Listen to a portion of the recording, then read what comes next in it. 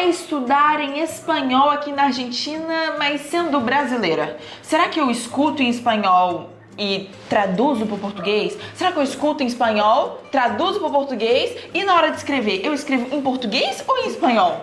Será que eu penso em português ou penso em espanhol? Fica aí o questionamento. Vamos ver agora?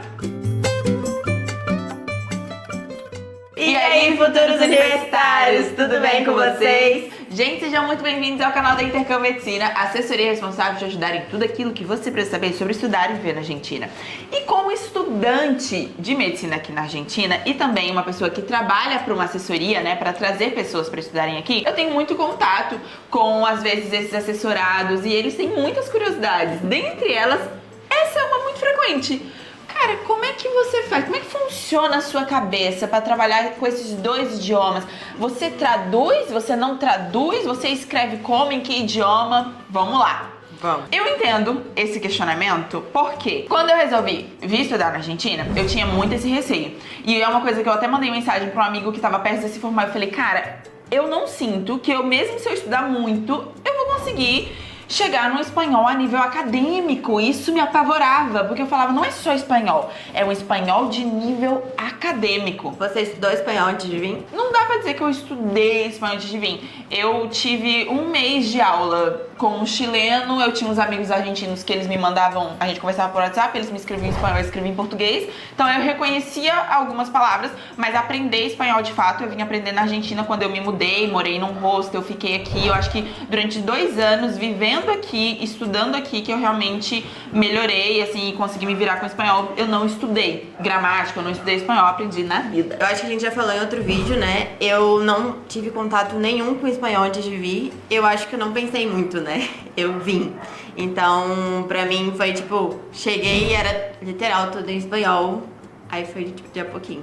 Agora respondendo essa pergunta de vocês, né? Como que é hoje? Eu acho que é muito importante vocês entenderem que o espanhol, ele é um processo. Você não vai chegar com ele perfeito. Pode ser que no início você tenta traduzir uma coisinha aqui, outra ali, mas quando você menos se der conta, você já não tá traduzindo nada. Pra você, português e espanhol é quase a mesma coisa, entendeu? Já aconteceu de eu enviar, por exemplo, um PDF pra minha avó em espanhol, que eu jurava que tava em português. Porque na hora que eu leio, eu não tô me dando conta em que idioma que tá, eu só sei que eu tô entendendo tudo. E também não é uma coisa de, por exemplo, vamos supor, isso aqui pra mim, pra vocês, é um cotovelo? Isso aqui pra mim é um codo? Sim. E não é que eu penso que, isso aqui é um cotovelo em português, isso aqui é um codo em espanhol. Pra mim é como se fossem duas formas diferentes de me referir à mesma coisa. Isso aqui é um cotovelo, isso aqui é um codo. E às vezes o que pode acontecer por eu estar nesse universo, às vezes eu não lembro que o nome disso aqui também pode ser cotovelo. Às vezes eu só lembro que ele pode ser codo. E aí eu posso falar uma frase inteira em português e meter um codo aí no meio, entendeu? Então assim, não tem tanto essa separação, essa é a verdade. Pra você também é assim? É, agora, né? Agora é assim. Porque no início eu lembro muito, eu comecei a estudar com IPC, né? E era muito texto, eu tinha que ler muito, e não tinha videoaula nessa época. Era ler. Eu comecei a ler, tava tudo bem, eu entendia tudo, só que eu fazia os meus resumos em português. Aí pra repassar pra prova, eu comecei a embolar tudo e aí eu comecei a ler em espanhol, tentar escrever em espanhol e ficar nesse processo durante o CBC todo. Eu fiquei nesse processo quando eu comecei o primeiro ano, aí eu já não traduzia mais nada, já ia direto. Inclusive tem palavras médicas que eu não sei em português. Tem parentes que são médicos e a gente tá conversando sobre algum caso clínico e eles me soltam umas palavras e eu fico, que isso?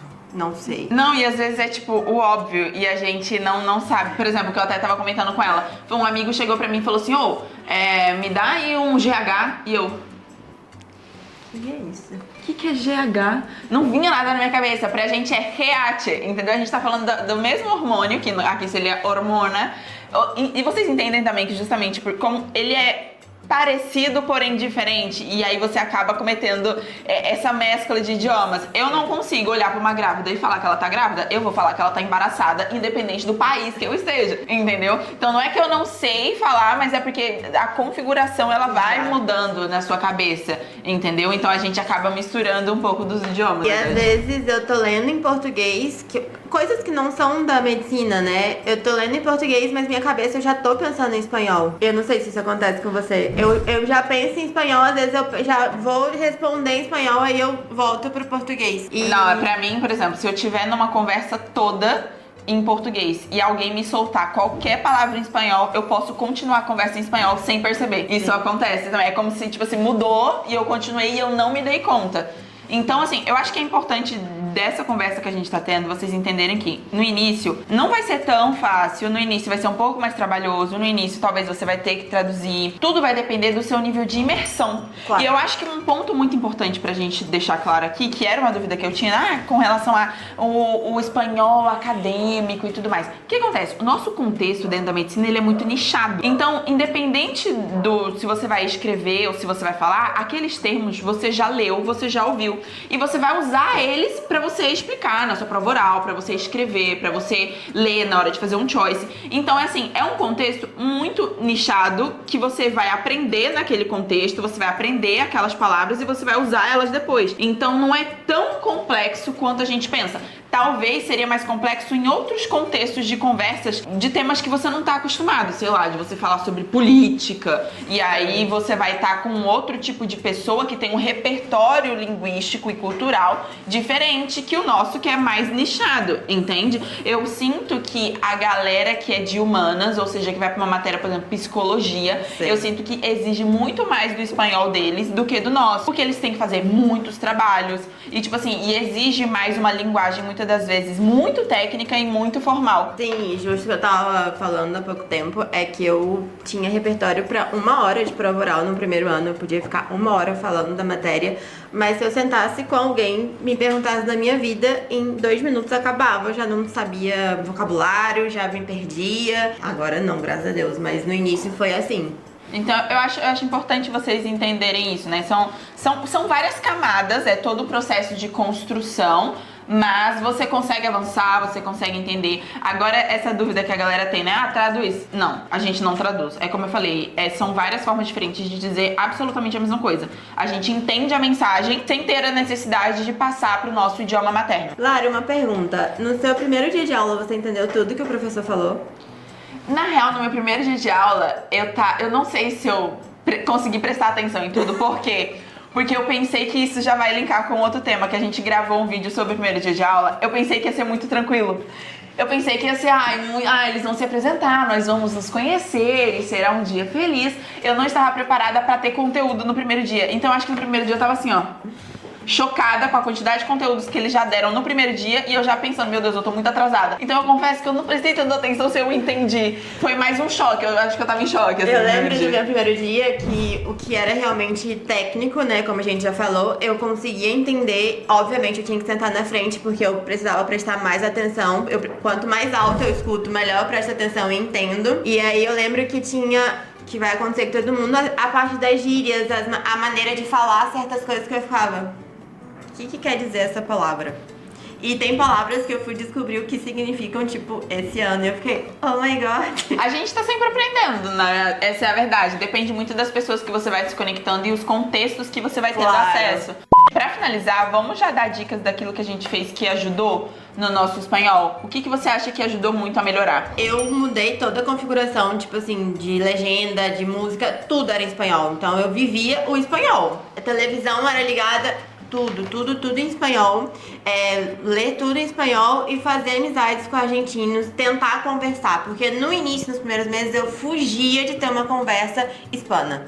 Eu fugia. Se alguém me olhasse, eu fugia. Quando você começa conversando, você já vai perdendo medo, aí você já vai se soltando e vai tendo conversas mais longas e vai se adaptando ao idioma. Pra mim, eu acho que isso é o principal. Pra mim, eu acho que o que pesou muito foi o fato de eu morar num hostel. Então eu tinha contato com pessoas hispanas o tempo inteiro. Igreja também, igreja hispana, que era o que eu frequentava. E o meu pastor, ele ainda era canadense. Então ele falava espanhol com um sotaque do Canadá. E eu me esforçava muito pra entender. Pra mim, pra igreja era quase uma aula de espanhol, na verdade. Por conta das músicas, que eram às vezes músicas que eu já conhecia elas em português e inglês. Então eu descobri um novo vocabulário. E eu tentava anotar a pregação. E eu tentava anotar a pregação em espanhol. Então eu digo que foi um estudo aprofundado que eu fiz do espanhol durante 2 anos ali, que ajudou realmente bastante. Pra mim foi uma grande conquista quando eu comecei a missa toda, eu sei responder ela em espanhol e todas as músicas. Eu fico assim, ó, quando vem familiar e a gente vai à missa e eu respondo tudo em espanhol, eu fico... Gente, mas eu acho que é isso. Se ficou alguma dúvida sobre como é que funciona a nossa cabeça sobre esse processo, deixa aqui nos comentários que a gente responde vocês. Não se esqueçam que vocês têm livre acesso a gente ali no nosso Instagram, tá? Tem pessoas da equipe ali em horário comercial pra tirar todas as suas dúvidas. Você que quer vir, viver, estudar na Argentina, quer viver essa experiência internacional que realmente transformou a nossa vida, né? Eu acho que a gente não imagina a nossa vida sem esse contexto, né? Verdadeiramente, essa aqui nem pro Brasil quer voltar, tá? Só pra vocês terem ideia. Mas assim, qualquer dúvida, mandem lá que vai ter gente pra responder vocês. Também tem o nosso WhatsApp. Lá no Instagram também vocês conseguem acompanhar mais de perto a rotina. Eu já tô terminando, então vira e mexe, eu tô sempre tentando compartilhar com vocês como que funciona essa rotina, como é que eu estudo, várias dicas. E isso é bom pra você ver que isso pode ser uma possibilidade pra você, como já tem sido uma possibilidade pra vários brasileiros que a assessoria estudantil Intercâmbio Medicina tem assessorado. Não se esqueça de curtir o vídeo para que assim o YouTube venha entender que você gosta e vai te enviar mais conteúdos nossos.